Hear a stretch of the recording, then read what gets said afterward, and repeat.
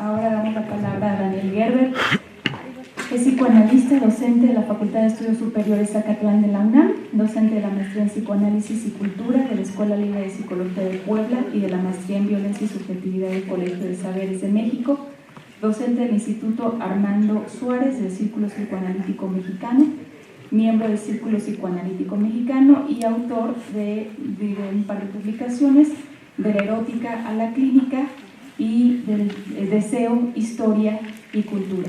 Él nos presentará la ponencia Foucault y Lacan, el agujero del saber.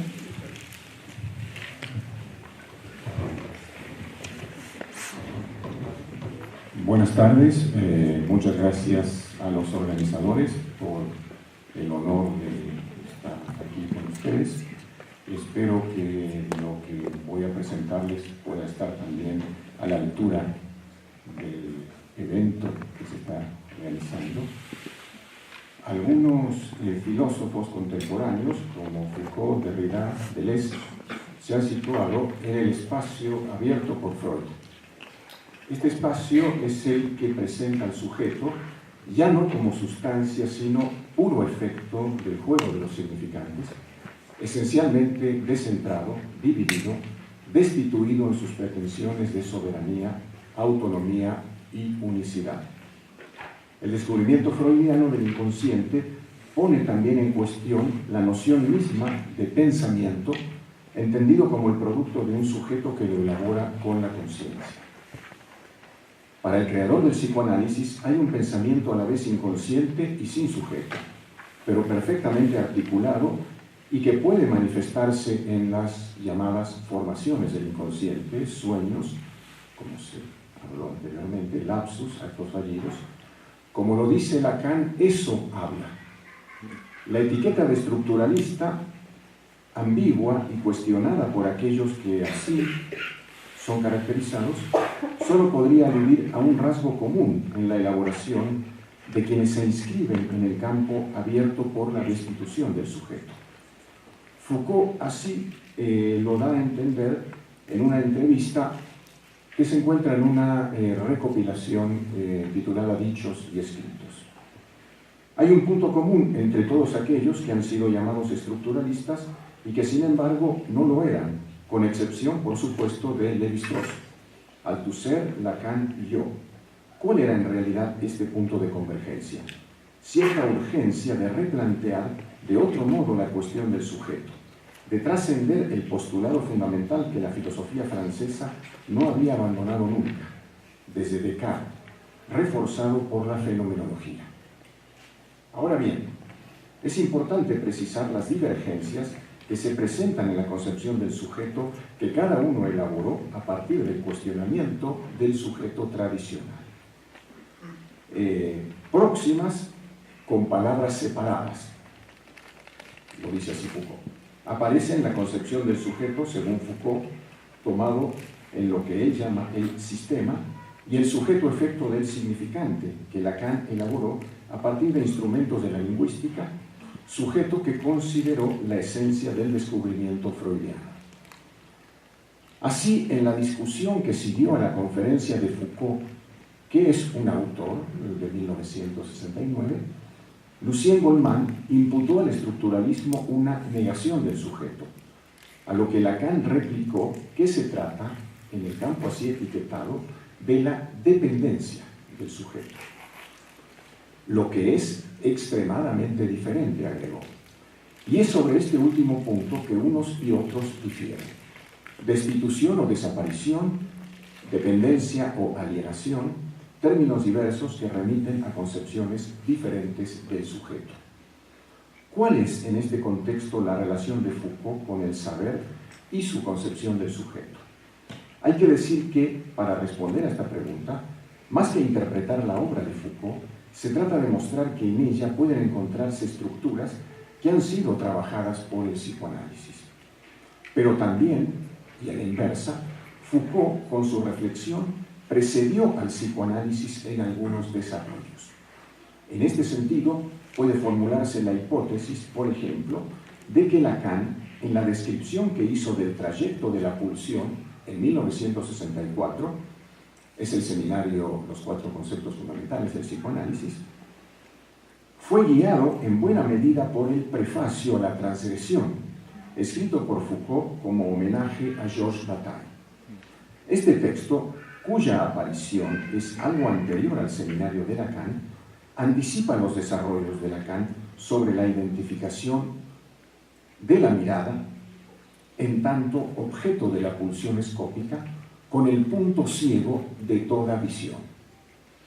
Más allá de la diferencia de sus respectivos dominios, Lacan y Foucault tienen en común su doble formación. Los dos se inscriben en una corriente de reflexión epistemológica iniciada por Alexander Coiré, que influyó de modo importante en Lacan, así como también en Foucault a través de Georges Canguilhem. Por otro lado, los trabajos de Claude Lévi-Strauss fueron esenciales para los dos, influidos también por Georges Bataille y Maurice Blanchot. Doble filiación que marcó sus trayectorias y su estilo. Dualidad que Foucault mencionó haber vivido conflictivamente hasta que pudo reconocer el denominador común de estas dos orientaciones. Dice que contribuyeron en igual medida a conducirlo al tema de la desaparición del sujeto. Las experiencias de la disolución, la desaparición, la negación del sujeto fueron consecuencia de los análisis estructurales. La posibilidad misma de sostener un discurso riguroso sobre la estructura condujo a un discurso negativo sobre el sujeto, a un discurso análogo al de Bataille o de Blanchot. Regresará así a esta articulación entre sujeto de la estructura y disolución del sujeto en la experiencia interior, en un homenaje a Lacan que escribe en 1978, me refiero a Foucault. El sujeto tiene una génesis, dice. El sujeto tiene una formación. El sujeto tiene una historia. El sujeto no es originario. Ahora bien, ¿quién lo dijo? Freud, sin duda, pero fue necesario que Lacan lo hiciera parecer claramente. De ahí la importancia de Lacan.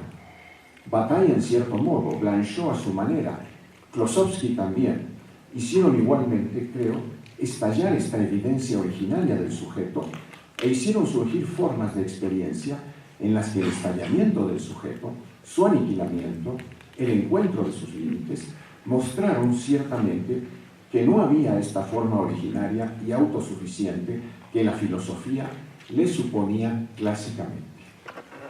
Esta dualidad, discurso riguroso sobre la estructura, experiencia límite de desubjetivación, reaparece en la concepción Foucaultiana de la vida filosófica en su rechazo, que fue siempre el suyo, de un saber cortado de la verdad.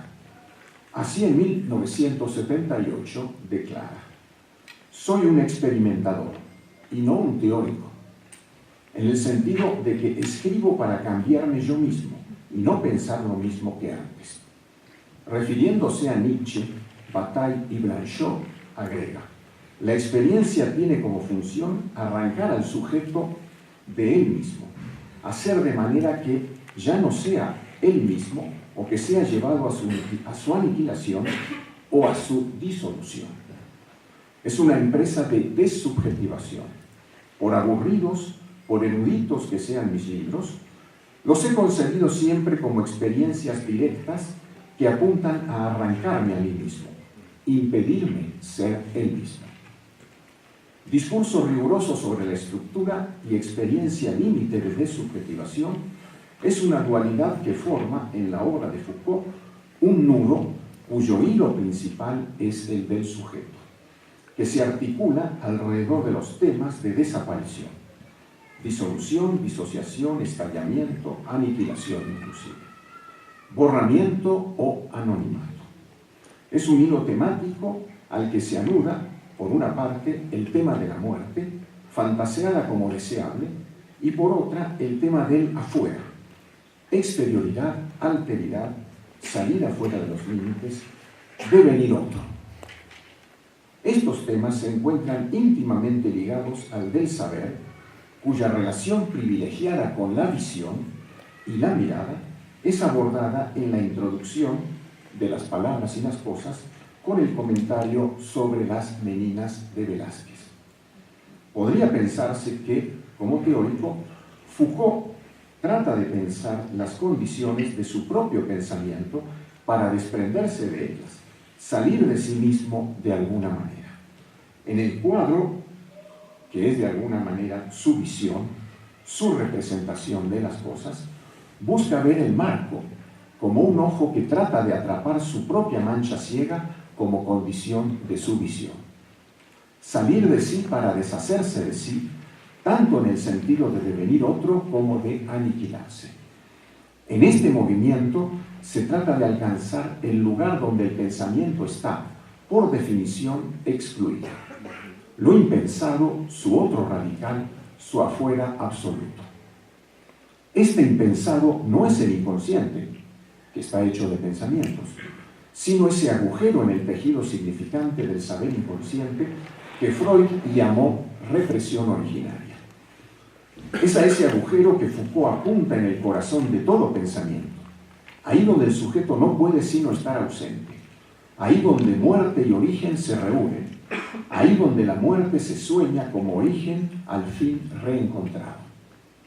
El agujero de la represión originaria se forma a partir de un rechazo primordial, fundante de un reprimido imposible de levantar, núcleo constitutivo del inconsciente. Es una forma de exclusión que, al igual que en la historia de la locura, el nacimiento de la clínica, las palabras o las cosas, o vigilar y castigar, funda para Foucault una figura esencial del saber o del poder. Es aquello que, rechazado a lo impensable en un determinado momento, constituye la condición de posibilidad para la construcción de un saber. Dice Foucault así: el saber y el no saber están adheridos uno al otro. Es en las palabras y las cosas cuando Foucault lo formula más claramente, y es también en esta obra cuando elegirá dar a esta estructura su modelo en la relación de la visión con la mirada, donde esta última es la mancha ciega en que aquella se sostiene. En las figuras del saber que pertenecen al pasado, deviene legible, visible, para nosotros, por nuestra posición de exterioridad, advertir sobre qué no dichos, qué interdictos, qué impensable ellas se fundan. Desde dónde las miramos para estar en posibilidad de advertir lo que, por ellas mismas, les era invisible. Es este punto ciego como núcleo de toda visión lo que Foucault busca rodear y hacer visible. El pintor mira, nos dice, fija ese punto invisible, no representado en el cuadro, situado en ese punto ciego que escapa a nuestra mirada. Como Velázquez en Las Meninas, Foucault se dirige, nos dice, a lo que es invisible a la vez por la estructura del cuadro y por su exigencia como pintura, lo que es exterior al cuadro. Como lo señala Lacan en el seminario El objeto del psicoanálisis, retomando el comentario de Foucault, por su estructura, afirma, el cuadro de Velázquez hace que el interior se comunique con el exterior, dando una consistencia particular al marco, es decir, a los fenómenos de bordes, de fronteras. Del mismo modo, en las figuras de las epistemes, es el marco lo que a Foucault le interesa. Sacar a la luz una figura del saber, cuando pertenece al pasado, es esforzarse por reencontrar los rasgos de un rostro borrado. Es intentar rodear los contornos de lo que nos ha devenido ya extranjero. Y es también una manera de volvernos extraños a nosotros mismos. Dice Foucault, en Las palabras y las cosas, en el encanto exótico de otro pensamiento, lo que se toca es el límite del nuestro, la imposibilidad desnuda de pensar eso. Buscando las condiciones de posibilidad, es decir, los límites de otro pensamiento, Foucault intentaba salir del marco de su propio pensamiento, buscando afanosamente apoderarse de su propia mancha ciega en el núcleo de su visión. De las teorizaciones de Lacan y Lévi-Strauss, Foucault retoma el hecho de que ellas parecen reducir al sujeto a un puro efecto de sentido, a una suerte de efecto de superficie, una reverberación, una espuma. El orden simbólico, la estructura, se presentan para él como un pensamiento anónimo, un saber sin sujeto, lo teórico sin identidad. Pensar el sistema, deducir sus leyes, es fundirse y desaparecer en un orden anónimo. Pero es también, al menos por instantes, encontrarse fuera de sí, en ese puro afuera que le fascina en Blanchot y que se confunde para él con un origen inacible. Dice también, está en la recopilación Dichos y Escritos, se piensa en el interior de un pensamiento anónimo y constreñido que es el de una época y un lenguaje. La tarea de la filosofía actual es, entre todas las disciplinas teóricas que les he nombrado, la de sacar a la luz este pensamiento anterior al pensamiento, este sistema anterior a todo sistema. Es el fondo sobre el cual nuestro pensamiento libre emerge y centellea durante un instante. Ahora bien, de este antes que precedería a todo comienzo, de este más allá del sistema, Foucault reconoce su inaccesibilidad. Dice, para pensar el sistema, yo ya estaba constreñido por un sistema detrás del sistema, que no conocía y que retrocederá a medida que lo descubra, que él se descubra. Toca así a este espacio imposible, el de lo originario, que los mitos y los fantasmas tienen como su función específica poblar, en una vana tentativa de dar cuenta de eso. Acceder de algún modo a ese lugar, no solamente anterior a todo pensamiento, sino a todo sujeto, fue la aspiración fundamental de Foucault. Acceder a ese lugar sin lugar, lugar vacío que podría ser el verdadero lugar del sujeto por ser el de su desaparición. Dice, el sujeto que habla ya no es responsable del discurso, así como tampoco de la inexistencia en el vacío, inexistencia de la que prosigue sin tregua el derramamiento indefinido del lenguaje. Así, el sujeto solo se reuniría con su ser en el aniquilamiento, de la misma manera que la mirada no se alcanza a ella misma, sino replegándose sobre su propia ceguera. La relación entre el movimiento del pensamiento que busca atrapar sus propios límites, su ausencia para él mismo, con el momento por el cual el deseo de ver se cumple, reuniéndose en el corazón de la visión, con lo que la hace ciega para ella misma, está claramente subrayado por Foucault en el mencionado prefacio a la transgresión. Allí dice, el lenguaje, escribe a propósito de Bataille, ¿no? Y habría que preguntarse si no es también de su propia búsqueda que habla aquí, se repliega sobre una puesta en cuestión de sus límites, como si no fuera más que un pequeño bloque de noche donde brota una extraña luz que designa el vacío de donde viene, y dirigiéndose fatalmente a todo lo que esclarece y toca. Es tal vez esta configuración extraña la que da al ojo el prestigio obstinado que le ha reconocido Bataille. Con este ojo exorbitado, salido de sus límites y exhibiendo su verdad, es decir, su reverso ciego, Foucault compara al sujeto. Para decir, el sujeto filosófico ha sido eyectado fuera de él mismo, perseguido hasta sus confines, y la soberanía del lenguaje filosófico es la que habla desde el fondo de esta distancia, en el vacío sin medida dejado por el sujeto exorbitado. Pero, agrega Foucault, en lo que puede ser un anticipo a los desarrollos de Lacan sobre la pulsión escópica, es tal vez cuando es arrancado de su lugar, revolcado por un movimiento que lo hace retornar hacia el interior nocturno y estrellado del caño, mostrando en el interior su reverso ciego y blanco, que el ojo cumple lo que hay de más esencial en su cuerpo. En el paralelismo entre el movimiento del pensamiento que busca reunirse con su reverso y el de la visión que se cumple en su ceguera, Foucault converge con Lacan, quien, por su lado, señala la existencia de una homología estructural entre el agujero en el saber inconsciente, lo incognoscible, llamado por Freud represión originaria, y la zona erógena como borde en el que la pulsión tiene su fuente y a donde regresa para hacerse bucle sobre ella misma. A este trayecto de la pulsión, Lacan lo define como una ida y vuelta del sujeto en un movimiento en banda de Moebius, en el que retornan sobre él mismo después de haber cumplido ese semi-rodeo que hace que, habiendo partido de su derecho, venga a coserse a su reverso.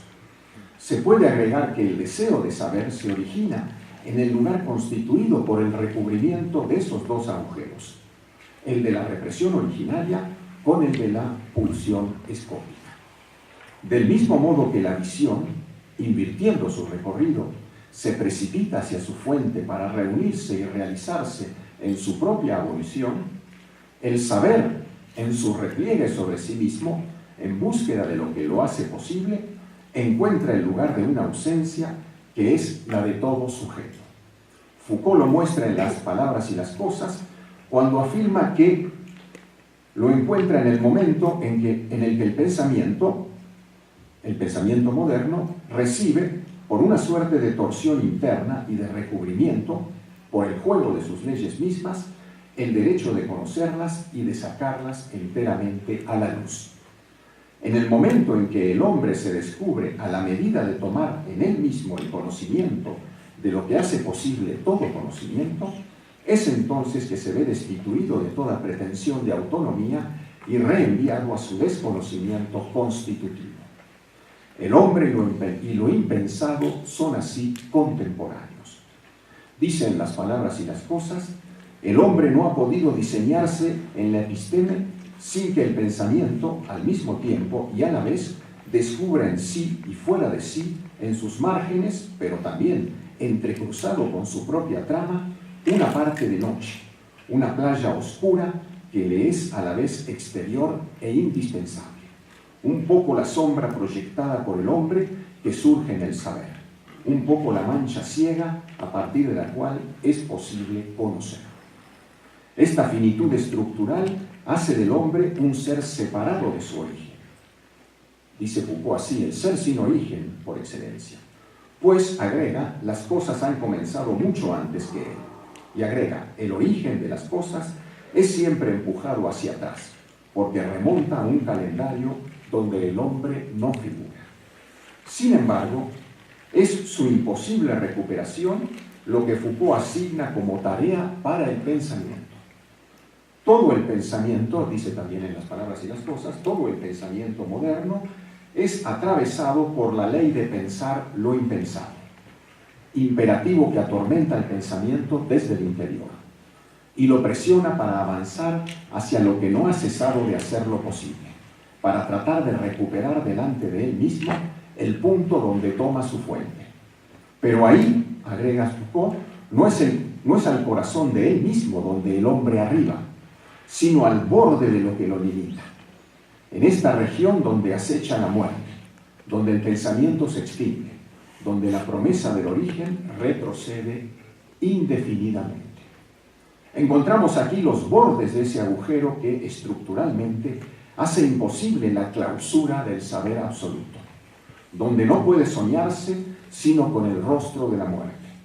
El deseo de muerte, el fantasma de una muerte deseable, surgiría de la aspiración a alcanzar ese saber imposible. Lacan, en una entrevista que le hace la revista Lan, y se publica en los años 80, dice: la muerte es un sueño entre otros sueños que perpetúan la vida, el de habitar en lo mítico. La vida es algo completamente imposible que puede soñar con el despertar absoluto. Se sueña con confundirse con lo que uno extrapola en nombre del hecho de que habita el lenguaje y que por esto uno se imagina que hay un saber absoluto de lo real.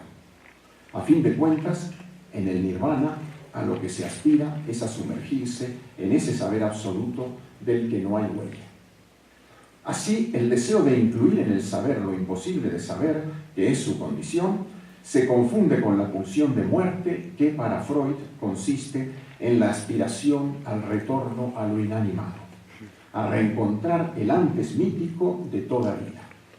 Se encuentra ahí la zona que los fantasmas originarios vienen a poblar, particularmente el de la escena primordial, con el que el sujeto da consistencia imaginaria al efecto estructural que es su exclusión fundamental de la constelación significante que le precede. Efecto estructural en la medida en que él no podría haber estado presente en el momento de la conjunción que le dio origen. De este lugar, de esta escena, está por definición ausente y no puede incluirse en ella más que fantasmáticamente o míticamente, incluso soñándose muerto. Podríamos preguntarnos aquí, ¿no es esta escena el lugar inhabitable que Foucault evoca en la arqueología del saber, cuando habla de ese afuera que implica la abolición de toda interioridad? Afuera que es, como dice él, tan indiferente a mi vida y tan neutro que no hace diferencia entre mi vida y mi muerte. De este agujero en el saber que el fantasma tiene como función colmar y que Freud designa como represión originaria, decíamos antes, procede, en este caso procede, la invención de lo que consistiría para Lacan el saber. Si se puede decir que el saber es una invención producto de un no sabido originario, Foucault parece confirmarlo con el relato de una pesadilla de su infancia que afirma no dejó de atormentarlo. Dice él así, ahora que se ha hablado de sueños, esto es más bien pesadilla. Tengo ante los ojos un texto que no puedo leer, o del que solo una ínfima parte me es descifrable. Finjo leerlo, sé que lo invento. Después el texto se borra completamente. No puedo leer nada más ni tampoco inventar. Mi garganta se cierra y me despierto. Cuando evocaba este sueño, respondiendo a René Belloux, venía de decirse arqueólogo. Su objeto, añadía, es el archivo, es decir, la huella siempre enigmática de los comienzos inacibles. Así, agrega, se ofrece a nuestros ojos el rostro inclinado hacia una noche de la que nada sabemos. En su tarea de historizar, Foucault se encuentra con eso imposible de historizar, eso que para Lacan se llama lo real del sexo y la muerte, eso que en tanto no se historiza, da lugar y hace posible a todas las historias. La imposibilidad de la relación sexual, lo real lacaniano, hace que los vínculos sociales, las estructuras de parentesco, los géneros, los dispositivos jurídico-disciplinarios constituyan diversas modalidades históricas de suplencias que responden a esta imposibilidad transhistórica. Ahora bien, después de haber señalado, al igual que Lacan, este imposible inherente a la estructura, Foucault dará el giro de los años 70 para iniciar un progresivo alejamiento y finalmente una oposición radical hacia el psicoanálisis. Solo unas breves palabras para terminar acerca de esto, ¿no? Sus críticas al psicoanálisis se basan en considerarlo esencialista, mientras que la postura que él sostiene plantea la búsqueda de construir experiencias subjetivas nuevas, invenciones de sí mismo, que muestran que no hay esencias humanas. La subjetividad será así incesantemente modificable y la experiencia de lo real imposible, que paradójicamente él mismo descubrió, queda erradicada. El sujeto estará en condiciones de configurarse a sí mismo, lo que implica no estar apresado por ninguna estructura, ni siquiera la del inconsciente. ¿Será posible, como parece postularlo, sostener esa modificabilidad infinita de la subjetividad, que supondría negar ese real imposible que en algún momento consideró y cuya existencia es condición y límite a la vez de toda transformación? Es un interrogante que queda abierto para continuar en la fructífera búsqueda de los puntos de articulación de la relación o la no relación entre Foucault y Lacan. Muchas gracias.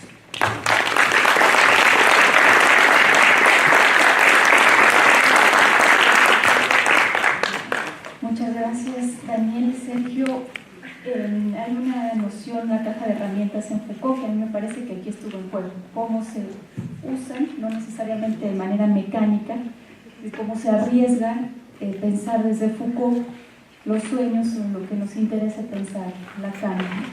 y cómo Sergio y Daniel, desde sus propias lecturas de Foucault, ponen en tensión la propia noción de sujeto. Me parece muy interesante que el sujeto biopolítico no es el sujeto de la hermenéutica, ni es el sujeto del coraje de la verdad, ni es el sujeto de la arqueología del saber, o es distinto. Como ustedes han puesto en tensión esta noción, me parece muy interesante. Creo acá en escena la caja de herramientas. Pues abrimos la sesión, nos queda tiempo para algunas preguntas, comentarios o reclamos. Dos cosas. La primera, siempre hay esta discusión entre la diferencia de definir el inconsciente como represión o a la manera de Foucault como refusión. Ahí me interesaría un poco... ¿Cómo qué, perdón? Refusión, que significa meterlo hasta el fondo y fundirlo, lo cual lo hace difícilmente explícito. Y la otra cuestión relativa también a la autonomía del sujeto, que abordas en la última parte, en donde, digamos, Foucault negaría hipotéticamente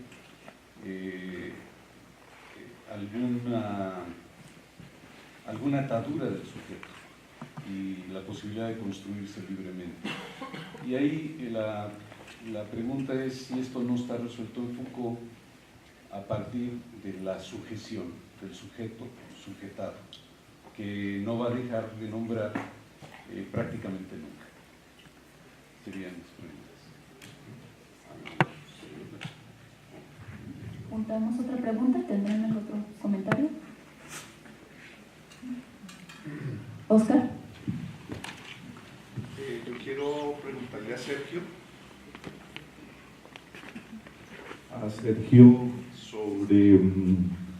sobre el trabajo que tú haces de archivo, efectivamente con estos documentos de los antiguos, y cómo ese trabajo de archivo se conecta. Pues hoy, digamos, vi mucho más claras las categorías metodológicas, pero cómo es la relación ya en el laboratorio y después en la escritura de las categorías metodológicas y la lectura que tú haces de estos archivos y especialmente de todos los textos que en esa investigación larga has desarrollado.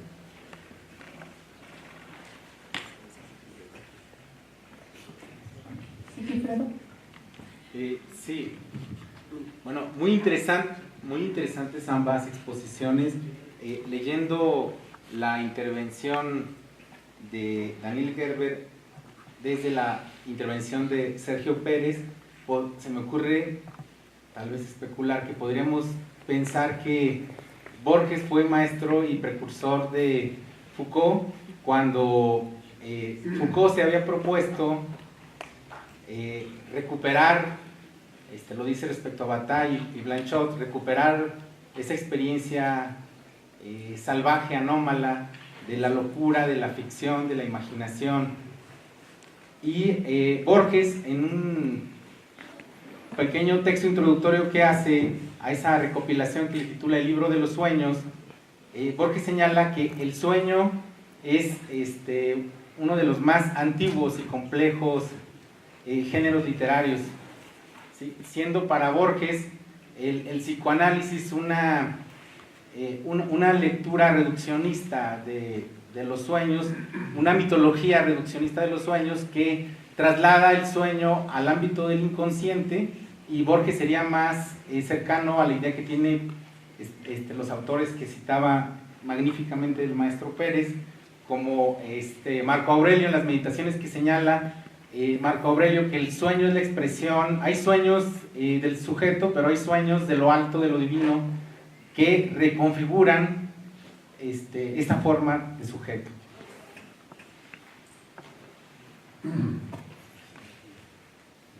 Sí, bueno, solamente juntando esto que dices con la pregunta anterior, Sí, habría que recordar que el inconsciente, dice Lacan, es el discurso del otro, ¿no? Es decir, no habría que limitarlo a una dimensión individual aislada, ¿no? de un sujeto, ¿no? Entonces, de algún modo allí habla el otro, ¿no? El otro considerado justamente como una estructura de lenguaje, una estructura simbólica, incluso toda una inserción cultural, ¿no? De tal manera que podemos leer el sueño de estos elementos. Entonces, bueno, el inconsciente acá, decíamos, claro, se organiza desde lo que Freud llamaba ese orificio, ese agujero primordial, la represión originaria que conecta con lo incognoscible, ¿no?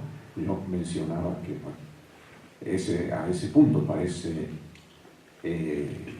orientarse si al trabajo de Foucault es que acercar esos bordes también, topándose con esa imposibilidad que de alguna manera creo que también está presente en la literatura de Borges, ¿no?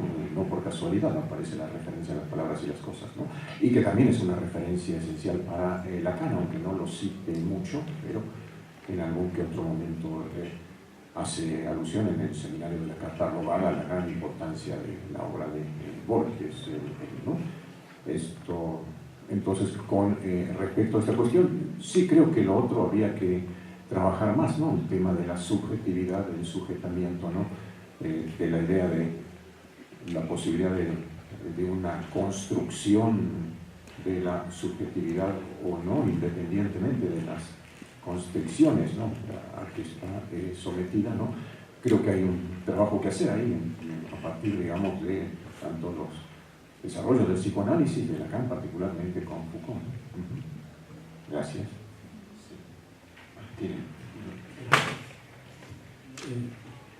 Gracias, Oscar, por tu pregunta. A mí me parece que hay en tu cuestión algo muy importante.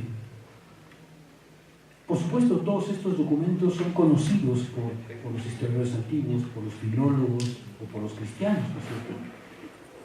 Pero me parece que Foucault justamente permite metodológicamente una mirada distinta a esos documentos. ¿Por qué? Porque es fácil sacar de la antigüedad la idea de que los antiguos eran como nosotros, más o menos, más primitivos, más inocentes, más ingenuos, o más profundos a la inversa, pero como nosotros. Y en cambio, la mirada de Foucault lo que pone en juego es justamente, eran como nosotros. A mí me parece que metodológicamente lo que hace Foucault es preguntarse, ¿de verdad esas experiencias pueden asimilarse a una figura como la nuestra? O más bien hay que pensar que hay formas sujeto, es decir, que el sujeto es forma, que el sujeto es aquello que se constituye a sí mismo en el esfuerzo de sujetamiento. Y a mí me parece que es una pregunta fundamental, porque tiene que ver justamente con su pleito con el psicoanálisis.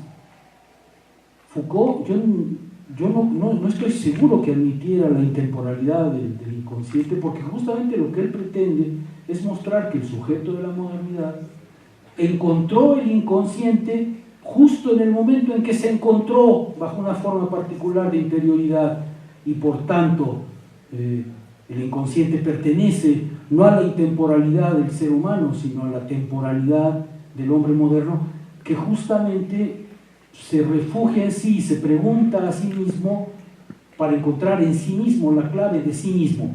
Gran parte del interés de estas filosofías, y yo creo que Foucault se va a estas filosofías al final de su vida por eso, es porque estas filosofías, estoicos o epicúreos, por ejemplo, afirman que el hombre es absolutamente libre de hacerse como quiera.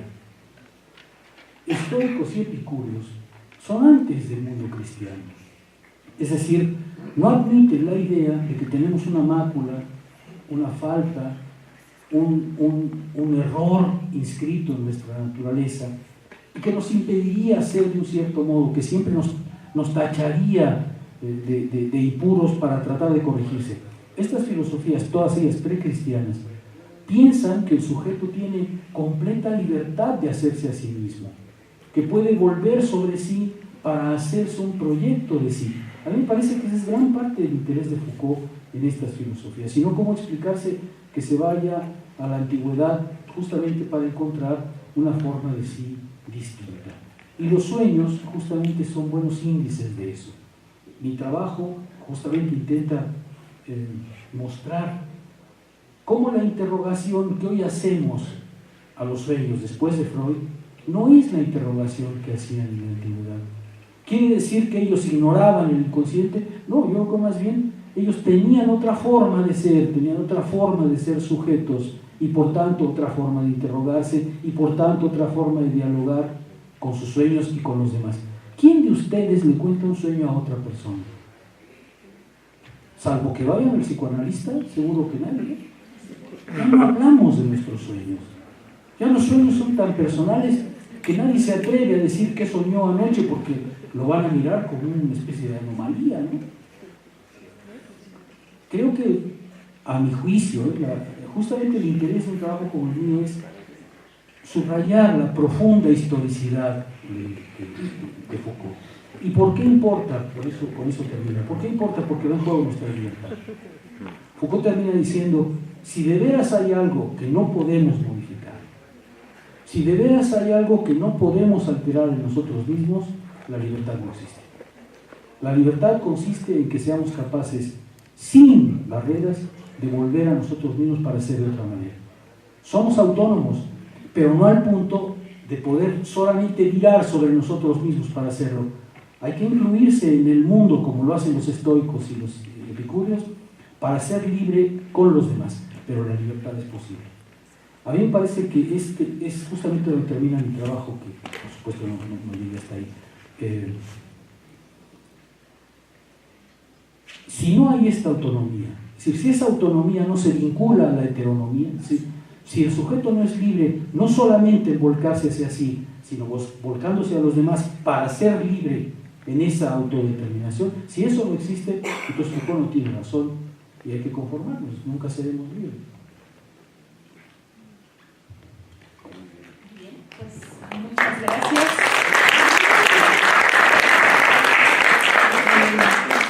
Pues vamos a comer, nos vemos aquí a las 4 de la tarde con el panel 3, Óscar Espinel, Óscar Pulido y Dora Nava.